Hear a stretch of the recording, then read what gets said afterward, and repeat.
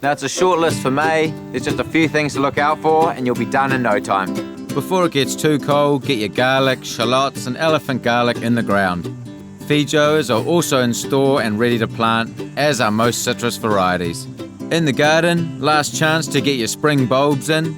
For fragrance, plant some Daphne, which are available in a range of colours, or cyclamen, which keep the garden bright through winter, along with hellebores, the winter rose.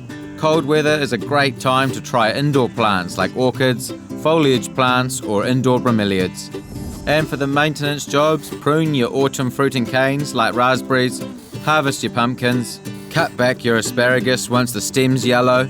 If your citrus branches are overloaded, pull some fruit early. Get started pruning your hydrangeas or take some cuttings for new plants.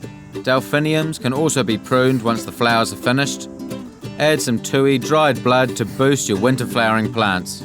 Spray your fruit trees with lime sulfur to encourage defoliation and protect them from scale, moss and lichen. Feed your lawn and rake leaves off to stop them decomposing on the grass.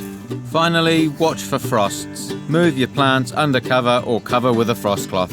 It's getting colder, but there's no excuse to stay indoors. There's still some great gardening to do, so go and get stuck in.